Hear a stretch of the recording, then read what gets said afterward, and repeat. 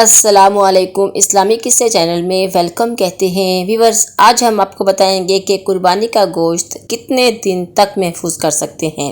قربانی کا گوشت کتنے دن تک گھر میں رکھنا اور اس کا کھانا جائز ہے۔ قربانی کا گوشت کتنے دن بعد کھانا حرام ہے۔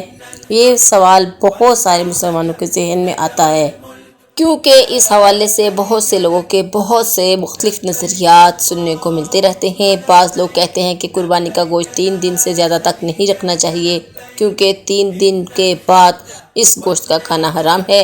کچھ لوگوں کا کہنا ہے کہ قربانی کا گوشت اسی مہینے میں یعنی ذو الحج کے مہینے میں ہی ختم کر دینا چاہیے اور اس کے بعد اس کا گوشت کھانا حرام ہے۔ بعض لوگ کہتے ہیں کہ محرم کے مہینے میں قربانی کا گوشت نہیں کھانا چاہیے۔ اس ویڈیو میں ہم احادیث مبارکہ کی روشنی میں یہ جانیں گے کہ قربانی کے گوشت کو ہم کتنے دن تک گھر میں رکھ سکتے ہیں اور استعمال کر سکتے ہیں۔ لہٰذا یہ معلومات حاصل کرنے کے لیے اس ویڈیو کو آخر تک ضرور دیکھیے گا۔ اللہ عز و جل نے اپنے فضل و کرم سے ہمیں جو نعمتیں عطا فرمائی ہیں، ان میں سب سے بڑی نعمت حلال گوشت بھی ہے۔ گوشت ایک ایسی نعمت ہے جو جنت میں بھی دستیاب ہوگی، چنانچہ اہل جنت کے بارے میں فرمانے باری تعالیٰ ہے، اور ہم نے ان کی مدد فرمائی میوے اور گوشت سے جو چاہیں۔ جان لیجئے کہ سرکار مدینہ صلی اللہ علیہ وآلہ وسلم کا پسندیدہ کھانا گوشت تھا۔ پیارے آقا صلی اللہ تعالی علیہ وآلہ وسلم نے مرغی کا گوشت بھی تناول فرمایا ہے۔ بخاری حدیث۔ گوشت دنیا اور آخرت والوں کے کھانوں کا سردار ہے۔ ابن ماجہ۔ جان لیجئے کہ مرغی اور مچھلی کے گوشت کو وائٹ میٹ، جبکہ چار پایوں والوں جانوروں کے گوشت کو ریڈ میٹ کہا جاتا ہے۔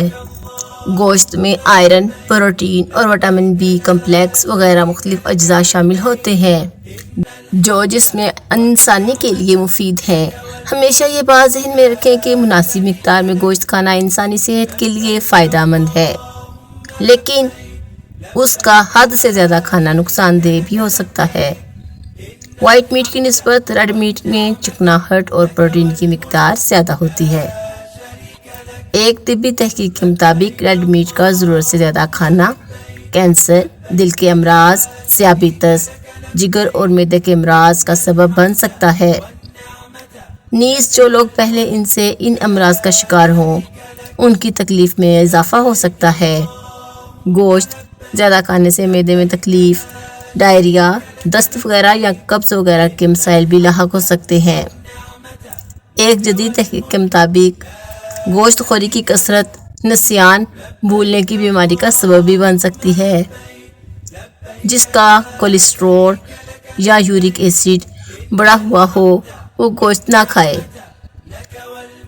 محترم ناظرین، آئیے اب جانتے ہیں کہ عید قربان کے موقع پر سرخ گوشت کا استعمال کتنے عرصے تک فائدہ مند ہے اور کب کھانا حرام ہے۔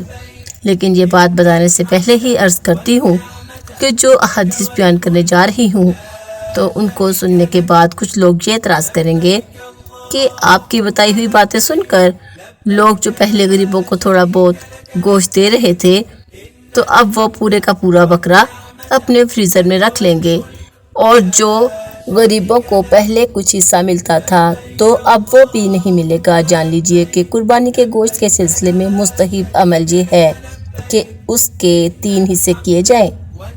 ایک حصہ غریبوں میں بانٹ دیا جائے، ایک حصہ رشتہ داروں میں تقسیم کیا جائے اور ایک حصہ اپنے پاس رکھیں۔ یہ عمل مستحب ہے، یعنی پسندیدہ اور بہترین عمل ہے، تاکہ وہ لوگ جو قربانی کی استطاعت نہیں رکھتے ان کو بھی کھانے کے لیے گوشت مل سکے۔ تو اس طریقے پر عمل کرتے ہوئے آپ نے جو ایک حصہ اپنے کھانے کے لیے رکھا تو اس کو کتنے عرصے تک استعمال کیا جا سکتا ہے۔ اس حوالے سے 2 احادیث بیان کی جا رہی ہیں۔ نمبر 1 سنن نسائی کے اندر حدیث نمبر 2034 ہے۔ رسول اللہ صلی اللہ علیہ وآلہ وسلم نے ارشاد فرمایا کہ میں نے تمہیں کچھ چیزوں سے روکا تھا لیکن اب ان کی اجازت ہے۔ قبروں کی زیارت سے روکا تھا، اب اجازت ہے۔ نمبر 2 اسی طرح میں نے تمہیں 3 دن سے زیادہ قربانی کا گوشت اپنے پاس رکھنے سے منع کیا تھا لیکن اب اجازت ہے۔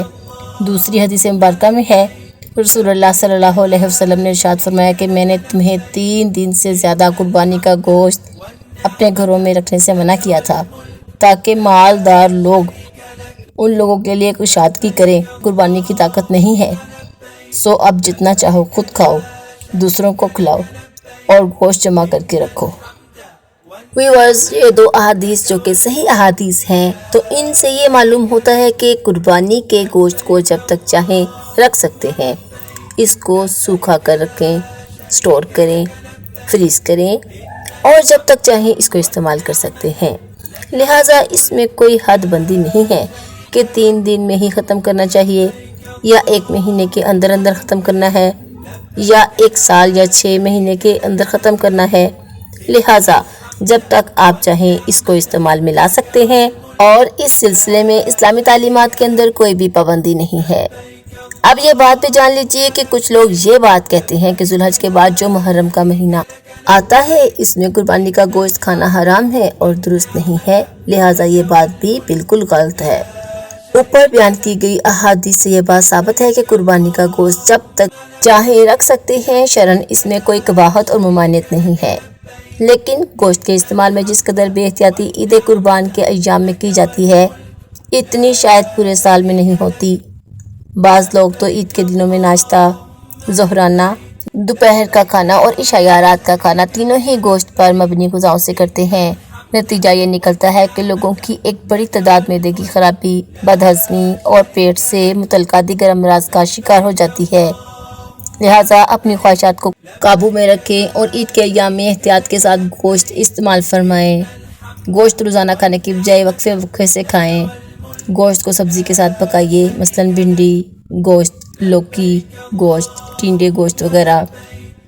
اس سے گوشت کے مضر نقصان دہ اثرات دور ہوں گے۔